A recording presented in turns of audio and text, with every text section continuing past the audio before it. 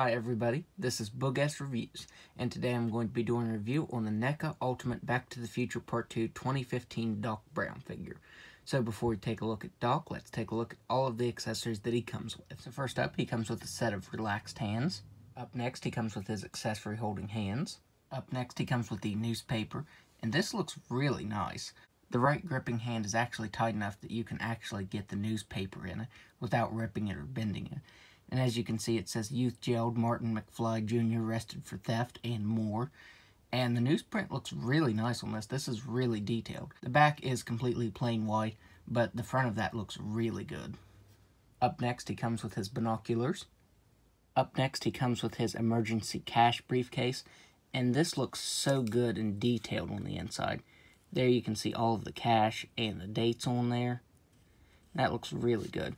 And if you want, you can actually remove this clear film. So yeah, this is meant to be removed. It just pops right out and then just pops right back in. So all of these are removable. I thought that was really awesome. I'll definitely be using this for some pictures. But yeah, as you can see, those pop off and pop right back in. And yeah, this is just detailed really, really nicely.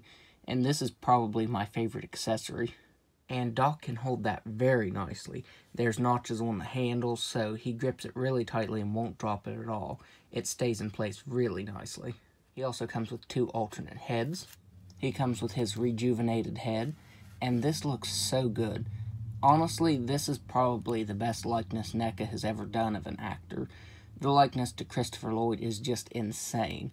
Like, they got his 5 o'clock shadow, that's printed on there. Just his expression, the variation in the hair. It's just a really, really nice head sculpt, and it looks just like him.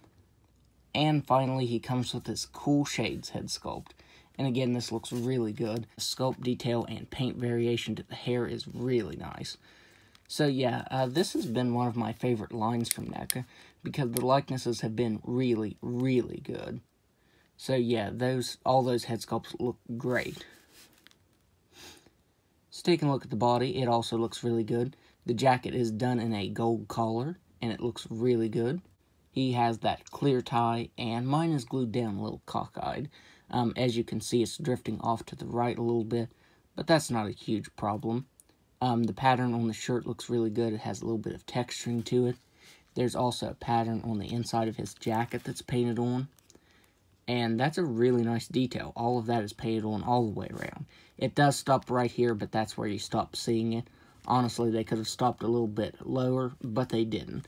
So I really appreciate NECA doing that. That is really good. He has his two wristwatches, and these look really nice. They are separate pieces, so when you're taking the hands off, they will probably fall off. So they're meant to come off. But yeah, these look pretty good. The quilted texturing to the pants also looks really nice.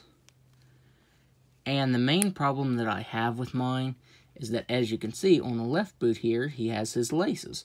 But on the right, mine just has a hole where the lace should be.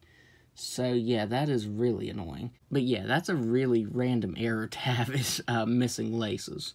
So that is my huge complaint with this figure, is that he's missing those laces.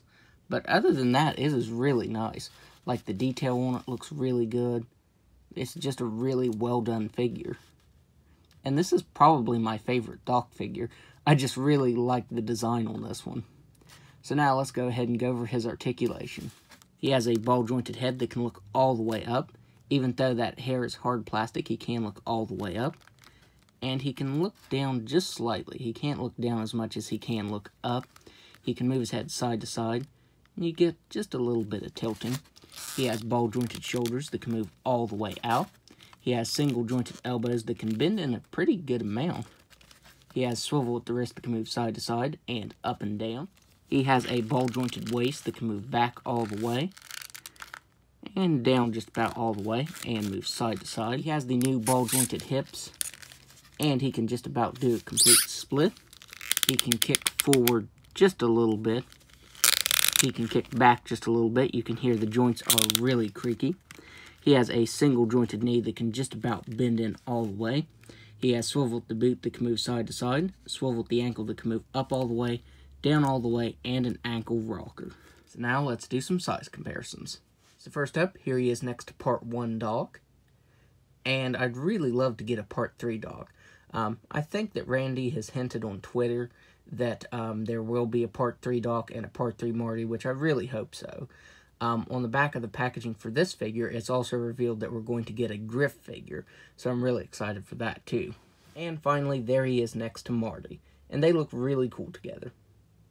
So overall, I would highly recommend picking this up because this is another really awesome NECA Back to the Future figure. I forgot to mention that this was a first to market at Target figure, but that window is closing, so this should be available pretty much everywhere anytime soon now.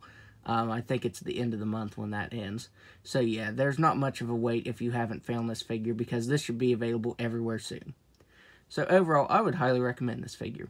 So that's my review. If you like this review, be sure to hit the like button and subscribe to my channel. Thanks for watching.